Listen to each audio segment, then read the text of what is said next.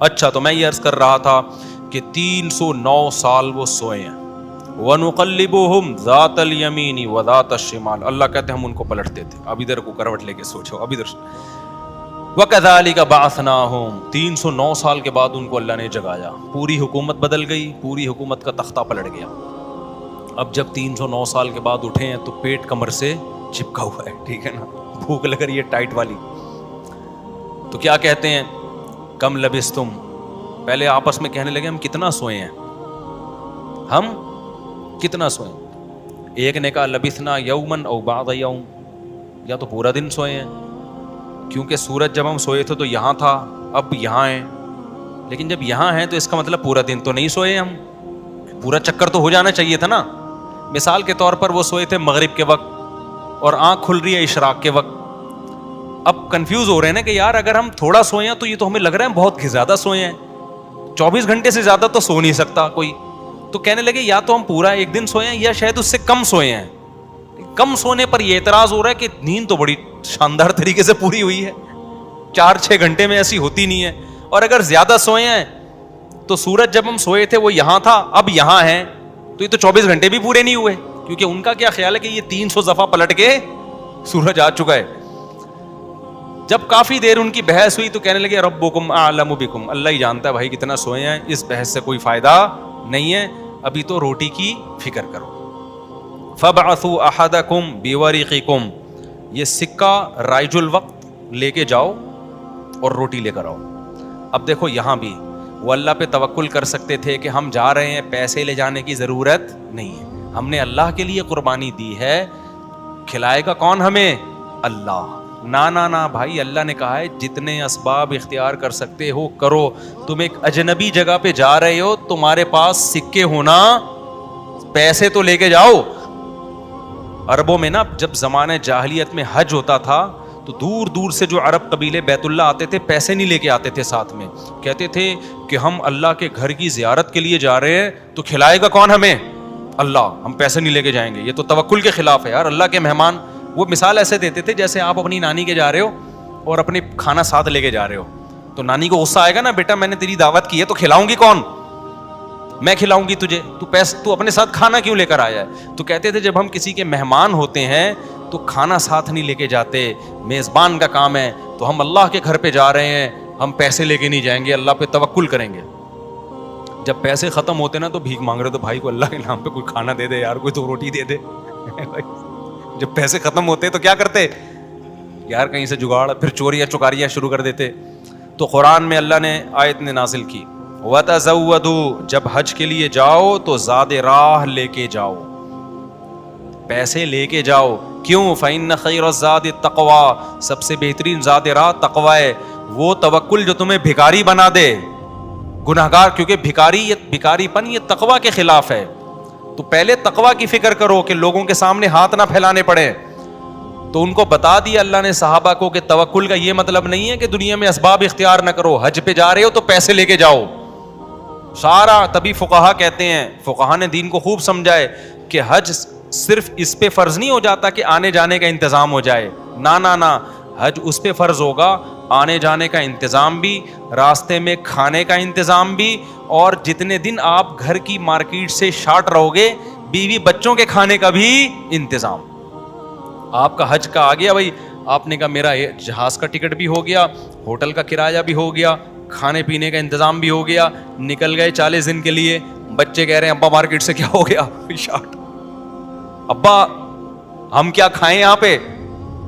تو ابا کہہ رہا ہے بیٹا میرے لیے چونکہ آنے جانے کا پراپر انتظام ہو گیا تھا تو مجھ پہ حج فرض ہو گیا ہے, کیونکہ اللہ نے کہا ہے جس میں استطاعت ہے حج فرض ہے, تو مجھ میں استطاعت تھی حج فرض ہے. تو بچے کہیں گے ہمارا کیا قصور ہے. اس لیے علماء نے بیان کیا کہ استطاعت میں یہ بھی داخل ہے کہ آپ کا بھی اور جن کی آپ کفالت کر رہے ہو, جو آپ کی شرعن ذمہ داری ہے, ان کا بھی انتظام ہو. سمجھتے ہو کہ نہیں سمجھتے ہو. تو انہوں نے اپنے ساتھ سکے لے کے گئے ہوئے تھے, وہ سکہ رائج الوقت. جب نکاح ہوتا ہے نا تو سکہ رائج الوقت, میں نے سکہ رائج الوقت میں آپ کا نکاح فلاں, میں یہ لفظ نکال دیا ہے, اتنے پیسوں میں کرایا ہم نے, کیونکہ رائج الوقت ہی سکے چلیں گے نا, یا نکاح میں ڈالر تھوڑی دیں گے. کبھی خربوزہ خریدتے ہوئے کہا کہ سکہ رائج الوقت کے مطابق یہ خربوزہ کتنے روپے کلو ہے, جیسے وہاں سیدھا سیدھا بولتے ہو بھائی خربوزہ کتنے روپے کلو ہے, تو مہر میں بھی وہی ہے. جب پاکستان میں شادی ہو رہی ہے تو پاکستانی روپے میں ہی ہوگی, اس میں الگ سے سکہ رائج الوقت بتانے کی ضرورت نہیں ہے. لوگ کہہ رہے تو سکہ رائج الوقت کے مطابق, تو وہاں سے میری زبان پہ یہ آیا ہے. تو انہوں نے کہا بھائی یہ سکہ رائج الوقت ہے, اس کو لے کے جاؤ اور کھانے پینے کا انتظام کرو. پھر کہنے لگے دیکھو وَلْيَتَلَطَّفْ, چپکے سے جانا, وَلَا يُشْعِرَنَّ بِكُمْ أَحَدًا, کسی کو تمہارے بارے میں پتہ نہ چلے. ایسے منہ لپیٹ کے نا چھپڑ میں جانا اور روٹی لے کے چھپڑ میں واپس آ جانا. اس سے بھی پتہ چل رہا ہے کہ وہ اپنی حفاظت کا پورا انتظام کر رہے ہیں, پھر اللہ پہ توکل کر رہے ہیں. کتا بھی ساتھ لے کے جا رہے ہیں تاکہ اجنبی لوگوں سے ہماری حفاظت ہو, یہ بھی پورا انتظام. اور اس کے بعد بھی ایک بندے کو بھیج رہے ہیں بھائی لپٹ کے جانا, پتہ نہ چلے, پکڑے نہ جائیں ہم. اور آگے انہوں نے کیا کہا, فَلْيَنظُرْ أَيُّهَا أَزْكَىٰ طَعَامًا, دیکھنا پاکیزہ کھانا ہو, حلال کھانا لے کے آنا. اس سے بھی پتہ چلتا ہے کہ چونکہ غیر مسلم ریاست تھی نا, وہاں ان پر واجب تھا کہ کھانا خریدنے سے پہلے تحقیق کر لیں کہ حرام ہے یا حلال. اسلامی ملک میں اس تحقیق کی ضرورت نہیں ہے کیونکہ حلال ہی ہوتا ہے. یہاں آپ ہوٹل میں بیٹھ کے پوچھیں یہ گدھے کا گوشت ہے یا بکرے کا گوشت ہے, وہ رکھ کے ایک تھپڑ لگائے گا آپ کے.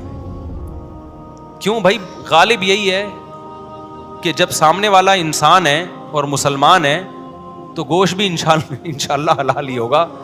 سامنے والا گدھا نہیں ہے تو گوشت بھی گدھے کا. یہاں بھی گدھے کے گوشت بکے ہیں مگر ان کا ریشو کم ہے نا, عموماً تو حلال ہی ہوتا ہے. لیکن جب آپ غیر مسلم ریاست میں جاتے ہیں, پھر جب بھی آپ کوئی چیز خریدیں گے تو آپ پر تحقیق کرنا واجب ہے, بھائی یہ حلال ہے یا نہیں. میں یورپ میں جہاں بھی ہوٹل میں جاتا تھا پہلے پوچھتا تھا ابے یہ مرغی حلال ہے کہ حرام ہے, وہ کہتا تھا حلال ہے. کیسے پتا چلا حلال ہے؟ ٹھپا تو سب نے لگایا ہوا ہوتا ہے حلال کا.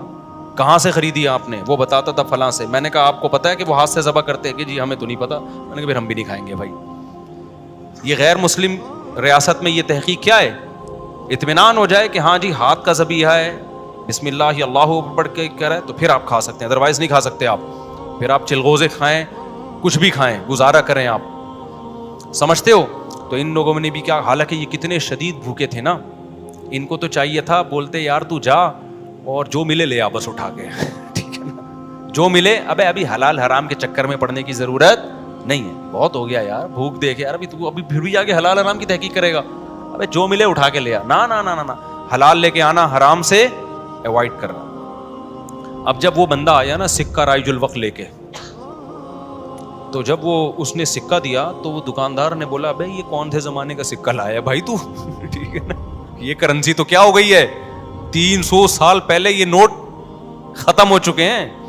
اس پہ تو جس بادشاہ کی تصویر ہے وہ بھی بت پرست بادشاہ تھا, اس کا تو خاتمہ ہو گیا ہے. یہاں تو جہاد ہوا, دوسری قوموں نے حملہ کیا, پوری ریاست کیا ہو گئی ہے, ختم. اچھا وہ بھی دیکھ رہا تھا کہ یار یہ تو وہ شہر ہی نہیں لگ رہا, میں کوئی گوگل نے غلط تو نہیں بتا دیا کہیں مجھے, ہے بھائی. وہ بھی یہی سوچ رہا نا جو کہ بھئی میں کہاں ہوں, یہ وہ جگہ ہی نہیں لگ رہی. تو 309 سال میں تو سب کچھ چینج ہو جائے گا نا. بالآخر قرآن میں چونکہ اختصار ہے, بہت شارٹ واقعات سناتا ہے. بالآخر کیا ہوا کہ لوگوں نے اس سے پوچھا تم کون ہو, اس نے پوچھا بھائی وہ کہاں ہے. انہوں نے کہا وہ تو 309 سال پہلے ونس اپون اے ٹائم ایک حکومت تھی, پھر یہ ہوا, پھر علامتیں دیکھی گئیں, یہ پرانے سکے نکلے. تو لوگوں کو, اچھا ان لوگوں کی ہسٹری بھی لوگوں کو پتا تھی کہ پرانے وقتوں میں چند نوجوانوں نے اللہ کے لیے قربانی دی تھی اور اپنے علاقے سے ہجرت کر کے چلے گئے تھے. ان کے نام یہ تھے, ان کی علامتیں یہ تھیں. تو اس سے بھی لوگوں کو نا ہسٹری سے پتا چل گیا بھائی یہ کون لوگ ہیں, یہ وہی لوگ ہیں. تو پھر بہرحال جب ہو گیا تو ان کی تو بڑی واہ واہ ہو گئی, یار یہ تو بڑے کرامتی بزرگ ہیں, یہ تو 300 سال سے کہاں سو رہے تھے, غار میں سو رہے تھے. سب نے ان کو بلایا, بھائی ان کا تو بڑا اکرام ہوا. میں اب آگے میں اپنے اسٹائل میں بیان کر رہا ہوں, قرآن میں نہیں لکھا ہوا, جو ہوتا ہے ایسے موقع پہ. بھائی دم کر دیں, ہمارے وہ گنجے کے بال نہیں آ رہے, حضرت اس کے سر پہ دم کر دیں, اس کی شادی نہیں ہو رہی, اس کے لیے دعا کر دیں, اور یہ بچہ مفتی مولوی صاحب میرا بچہ انسان کا بچہ بن جائے. ہم نے جب پیدا کیا تھا اس وقت انسان تھا, لیکن اب جو رپورٹ ہے اس کے مطابق یہی جو شکایتیں آ رہی ہوتی ہیں, کوئی پھونک لگا دیں, کوئی تبلیغ میں نکال دیں, کوئی نصیحت کر دیں, جو بھی ان کا اتنی عزت ہو گئی. پھر انہوں نے وہ سب آ گئے اور ان کی بڑی, جو اللہ نے نا ان کی دعا ایسے قبول کی کہ بجائے ہجرت کرنے کے انہی کے وطن کو ان کے لیے سوٹیبل بنا دیا.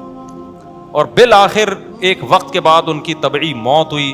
تو اب لوگوں میں جھگڑا ہو گیا, بھائی ان کی موت واقع ہو گئی ہے, تو یہ چونکہ ایک بڑا تاریخی واقعہ ہوا ہے نا, اس واقعے کو محفوظ رکھنا. ہسٹری تو ہر ایک چاہتا ہے نا محفوظ ہو, اور وہ ہسٹری جس میں کوئی سبق ہو. تو کسی نے کہا ہم قبہ بنائیں گے, کسی نے کہا ہم کیا بنائیں گے, لیکن جو غالب لوگ تھے, جن کو اللہ نے غلبہ دیا تھا, انہوں نے کہا لنتخذن علیہم مسجدا, ہم ان کے غار, کہا جاتا ہے کہ اسی غار میں ان کو دفن کیا گیا, جس غار میں انہوں نے زندگی گزاری نا, ہم ان کے غار کے قریب ایک مسجد بنائیں گے تاکہ اس مسجد میں نماز بھی ہو, عبادت بھی ہو, عقیدہ توحید بھی زندہ رہے, کیونکہ انہوں نے قربانی توحید کے لیے دی تھی, اور مسجد توحید کا سب سے بڑا ذریعہ ہے. مسجد بتاتی ہے کہ صرف اللہ کو پکارا جائے گا, تو انہوں نے پھر وہاں مسجد بنا دی. تو اب بعض لوگ اس سے کہتے ہیں, اس سے پتہ چلتا ہے مزاروں پہ مسجدیں بنانا جائز ہیں. نا نا نا نا, اس وقت ان کی قبر کے قریب مسجد بنائی گئی تھی توحید کو زندہ کرنے کے لیے. اب قبروں پہ مسجد بنانے سے توحید کا بیڑا غرق ہوتا ہے, اب شرک اور بت پرستی پھیلتی ہے اس سے. اس لیے علماء کہتے ہیں اب قبرستانوں میں مسجدیں نہیں بنائی جائیں گی. ان کی نیت کچھ اور تھی, آج کچھ اور ہونے لگتا ہے, آج قبروں کو سردہ ہونے لگتا ہے وہاں پہ, اس لیے آج بنا کیا جائے گا اس عمل سے. سمجھتے ہو کہ نہیں سمجھتے؟ تو اس واقعے میں ہمیں کیا سبق ملتا ہے؟ اس واقعے سے ہمیں سبق ملتا ہے کہ جو اللہ کے لیے قربانی دیتا ہے اللہ اس سے غافل نہیں ہوتا, اللہ غیب سے اس کی مدد کرتا ہے.